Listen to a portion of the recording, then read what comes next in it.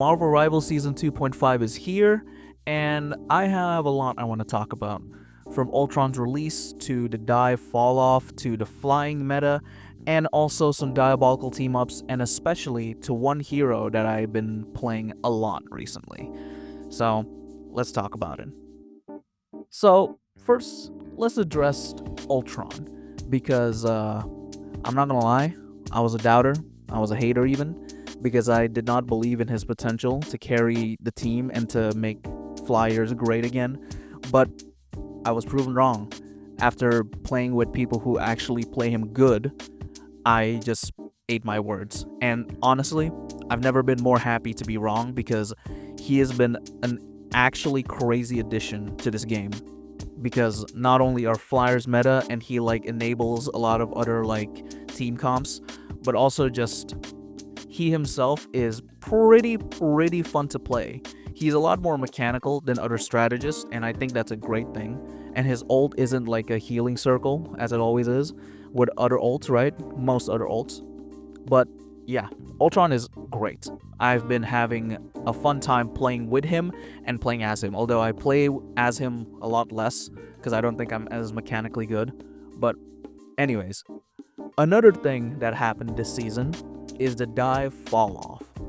Now, I'm not gonna lie, it's kind of sad because I was playing Iron Fist in the first half of the season a lot, so I was kind of disappointed that he got nerfed to all hell and back.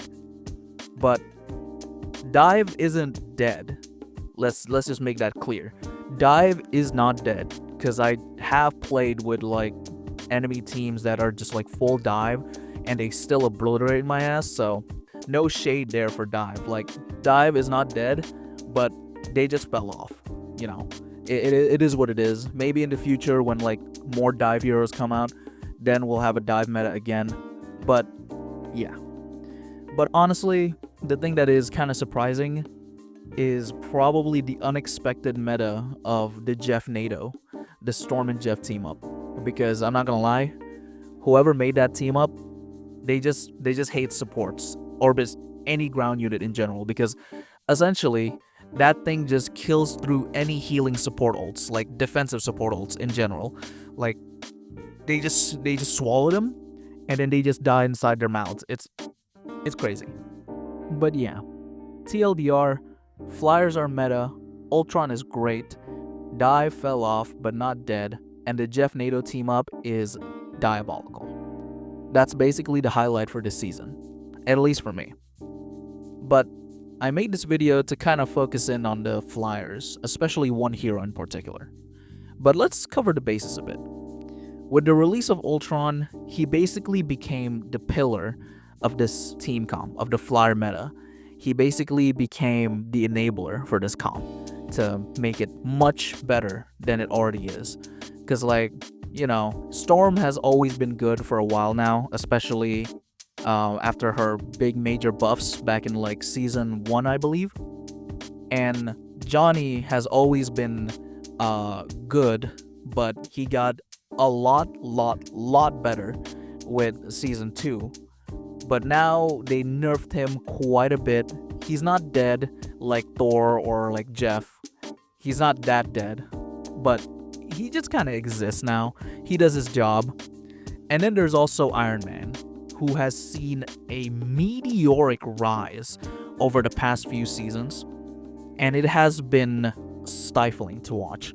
As an Iron Man main, it has just been a treat to play him this season, because he is the best he's ever been. He feels so good this season. Dare I say, he feels right this season. I don't know what it is. Maybe it's just Ultron himself or the meta accompanying him. But Iron Man right now actually feels like Iron Man when you play him. Because usually you would kind of just be fearing for your life from Hella Hawkeye. And honestly, you kind of still do. But now you kind of have to do that less, and you're kind of just doing your actual job, which is actually poking the enemy team and bursting them down when you get close enough. And it's just been cinematic to see. And to any of you who are watching this who are maybe thinking of trying out Iron Man, If you haven't yet, then try him out.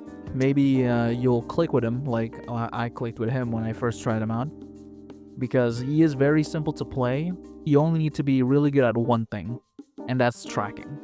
If you can track people really well, then you're pretty much good with Iron Man. And when I say tracking, I mean like tracking in real time the enemy's position. So like Iron Man's kit, if you didn't know, his bread and butter is his right click. And if you are really good at tracking and you can continue to follow the enemy's movements with his right click, you can really deal out some serious damage. And of course, if you have his E activated, his right click just becomes even more deadly. And his left click is like, it's just like a finisher for the most part. Usually I try to use it as a finisher, or if like I don't feel like aiming with my right click, because sometimes I do get lazy with my right click, even though I know I should be using it more. But yeah, I'm still trying to learn on that department.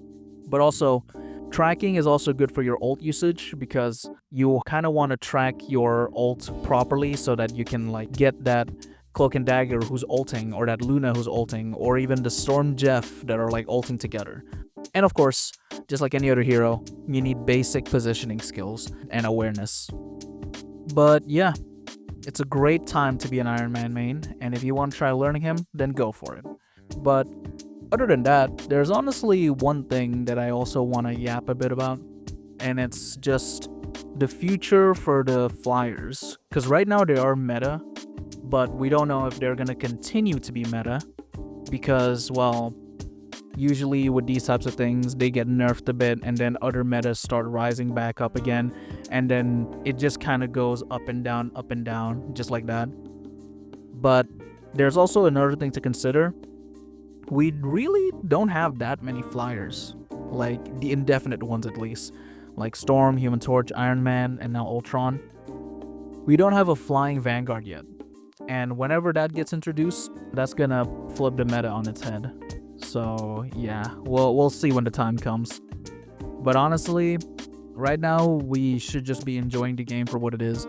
I know the community for Marvel Rivals right now has just been insanely toxic, especially for a lot of people, and I myself have also seen that side of it. Not to a super extreme, but I've seen like the surface levels of that, and I cannot imagine what the deeper levels of that are like. So yeah, I don't blame anyone for like not liking the game or not wanting to play the game because of the community right now, because it is very toxic. But also at the same time, this is just like every other online game community, especially a PvP game. So we kind of just have to deal with it. Personally, for me, the devs themselves haven't really made like insanely big mistakes for me to lose faith in them. There was that one time they released like a card that like lets you pardon like your loss in rank, so you won't lose points for it, which I don't know what the hell they were thinking. But like other than that, there's like nothing else that's been egregious in the game so far. Everything else is more or less perfect. So I'm gonna continue to support the game that I like. And if you guys enjoyed this video, then make sure to give a like and subscribe. And also, if you haven't tried Marvel Rivals yet, if you somehow found this video and you haven't played Marvel Rivals, then please go try it out. It's a great game. The community is very toxic, but honestly, what online gaming community isn't, right? But yeah, anyways, in the future, I'm gonna try to be more frequent with my uploads. I didn't upload for a while because I've had some family troubles, and also just my PC broke down on me for a bit. But now that I'm back in action, I'm gonna try to upload more frequently. Not just videos, but also shorts, and maybe in the future I'll stream too. So yeah, thank you for watching it if you've made it this far, and stay tuned for my next videos if you're willing to watch. Peace.